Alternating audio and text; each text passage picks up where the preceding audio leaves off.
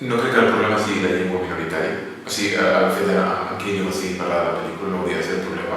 Tots veiem com als nostres cinemes, a la sala de cinema o a internet, podem veure pel·lícules en idiomes com el danès o idiomes minoritaris de països asiàtics i la gent s'hi apropa independentment de l'idioma que es parli. Potser que es parli en gallec, en català, en euskera pot ser una barrera per gent curta de mides en aquest país, però al principi no hauria de ser-ho. I crec que el problema ve més donat per la capacitat de donar a conèixer, difondre i fer la campanya necessària de comunicació i de recolzament crític necessari perquè aquestes pel·lícules siguin vistes més enllà de l'idioma en el qual estan fetes. Crec que això és la principal mancança potser que tenim i aquesta cosa de prejudici que hi ha en certs llocs d'aquest país on qualsevol pel·lícula no rodada en castellà i en anglès a Espanya està vista com una pel·lícula automàtica minoritària quan no hauria de ser.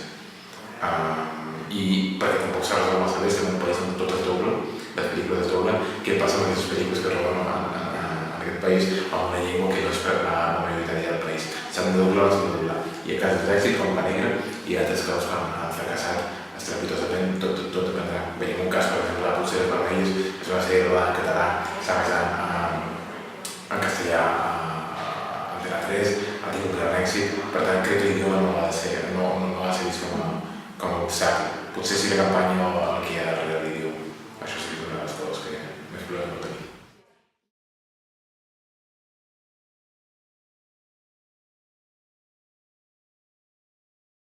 Això és el que li passa al cinema independent i al cinema d'autor, que és cert que a poc s'està distanciant del públic. Hi ha un cert tipus de públic que està fent buscant el refugi en sèries de televisió o buscant el refugi en altre tipus d'accions o de cinematografies que li demanin menys, que el retin menys. Com podem recuperar aquest públic? Això és una de les coses que hauríem de resoldre. Internet ha de ser el canal on succeeixi això, perquè diguem a internet ja no hi ha barreres, ja no hi ha límits, l'espectador pot arribar a tot aquests instituts que té a la seva disposició. Què succeeix? Que com pot arribar a tots aquests títols, tots els títols estan a la seva disposició. I com tenim tota aquesta immensitat de llargmetratges, des del més convencional al més experimental, com li diem a l'espectador, avui a les 10 de la nit estem jugant això.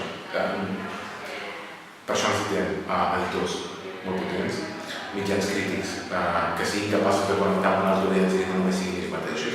Hi ha un perill en cert tipus de crítica, nacional i internacional, nacional, que es centra molt en el seu públic, i parla només en aquell tipus de gent. Sembla que un ha de fer cert tipus de 3 màsters per poder acabar d'entendre certes crítiques i és important rebaixar el seu llenguatge per incorporar a nou públic. Els directors i l'equip de comunicació ha de ser capaç també de connectar amb una nova audiència o tot això ho hem de fer gairebé de forma coordinada, però és cert que són experiències individuals. El director i el seu equip en la seva pel·lícula han de fer al costat, la crítica també ha de ser, tots han de ser conscients de que només amb la gent amb la que ens estem centrant ara no és suficient. No és suficient perquè totes les pel·lícules que es volen fer tinguin cert sentit de repercussió d'audiència i cert tipus de reintegrament econòmic.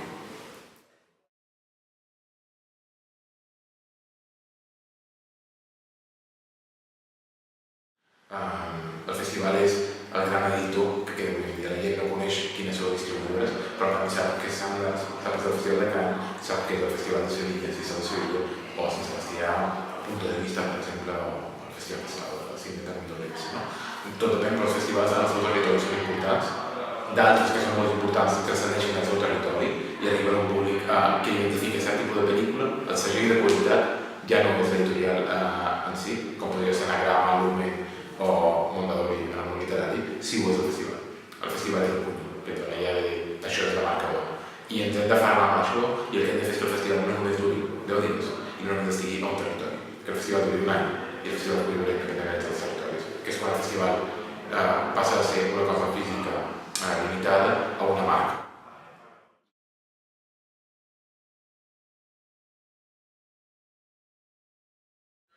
Estem en un país del problema real, amb el tema del doblatge. Un problema real que està a les sales de cinema, que està en el consum domèstic i que està a les televisions, on totes les pel·lícules s'emeten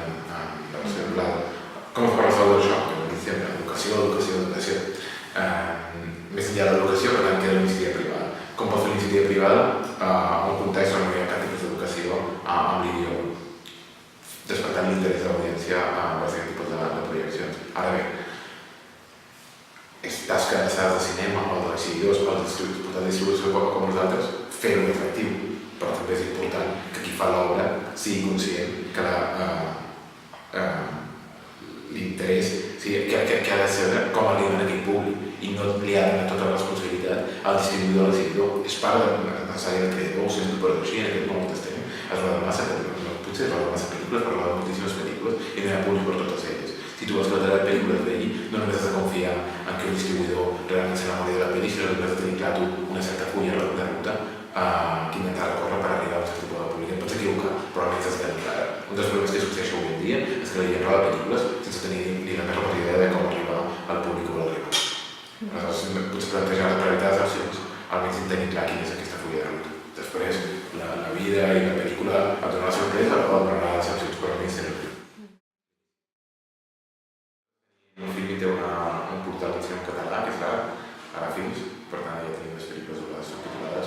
Avui en dia existeix un problema tecnològic vinculat amb el treball dels subtítols, que és la impossibilitat de codificar una pel·lícula en diferents pistes de subtítols. És una cosa que sembla molt òbvia i avui en dia hauria d'estar superat, però no és així. Si un vol que la seva pel·lícula sigui compatible amb Flash, directament sí, per tant les dues opcions que hi ha de vídeo avui en dia, i és impossible que la pel·lícula tingui subtítols a diferents pistes de subtítols opcionals. Tenint en compte que un d'ells s'ha cremat, per moltes coses per contracte que ens obliguen a posar un subtítol cremat.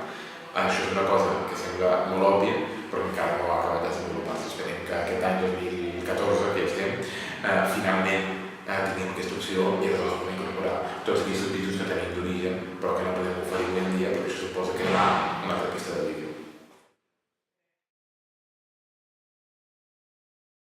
És una de les principals preocupacions del programa Media de la Unió Europea, és aquest.